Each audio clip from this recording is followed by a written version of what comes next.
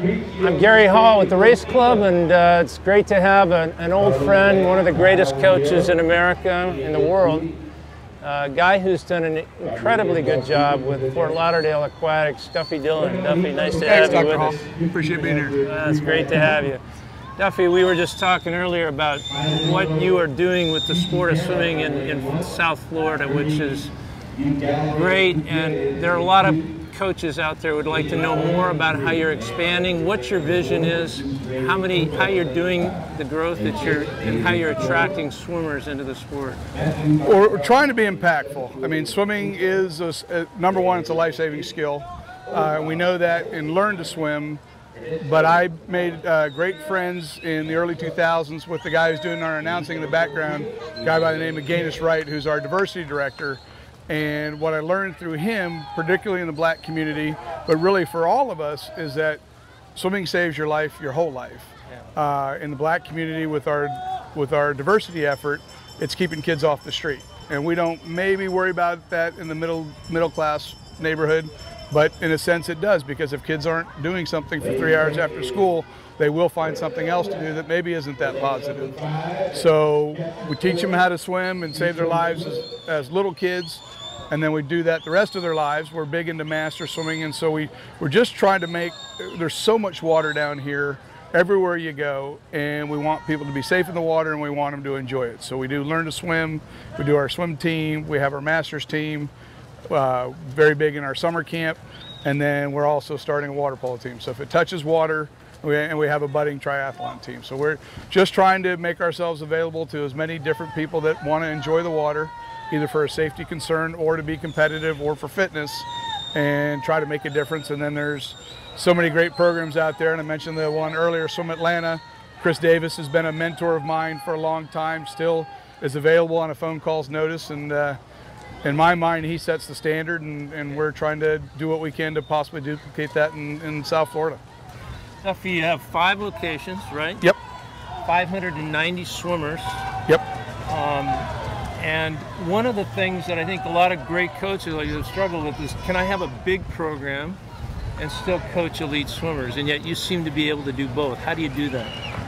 We're able to do it because I have great coaches. I have amazing coaches. My head coach in the Miami pool, Eduardo Fujiwara, is an ASCA level 5. Jesse Vasallo is our head age group coach at this site. He is a former world record holder, only new to coaching competitively, ran Puerto Rico's most successful swim school and was the president of their federation for 5 years. Our coach in Boca is an ASCA level 5, Alan Williams. And our new coach in Delray, my stepson Ian Cross, is also an ASCA level 5. And then Coach Gaines at our diversity program at Bass Park is a 20-year teacher in the public school system and teaches 9th and 10th grade English in a predominantly all-black high school. So our leaders at every pool, and then the coaches that we have under us, are really highly qualified. We maintain a lot of full-time staff that we're able to maintain through coaching, through summer camps, through hosting large events, and then we try to look for a different skill set outside of coaching from everybody. We need a strong writer, we need a strong organizer, we need a computer person, we need a web person. So since coaching takes up half the day, then you have to have a diverse skill set to make the other half of the day. And at the end of the day, my role in the process is to seek opportunities.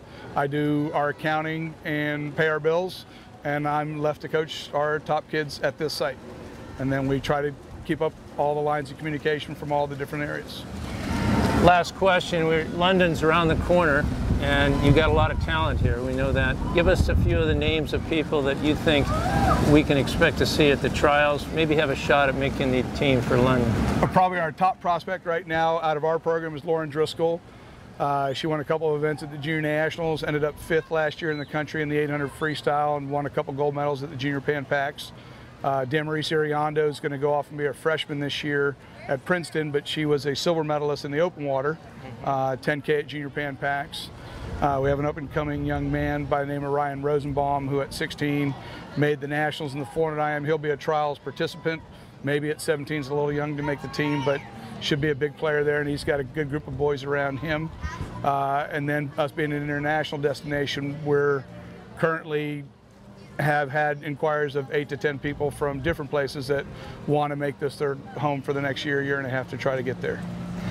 Well, you're doing a great job. You're making all of us in South Florida very proud of you, and I Thank you, wish Doctor. you well. Look forward to watching you as Appreciate you grow and as you get more elite swimmers here. And mostly, I just want to say what a great joy it is to come back to your home here at the International Hall of Fame. I feel blessed every day. I mean, grew up here for 12 years. It's the only club team I ever knew, and it took about 15 years to get home, and glad to be home. So we always assume everybody's been here, but if you haven't been here, you got to come down. It's a great spot. This is the swimming capital of the world right here.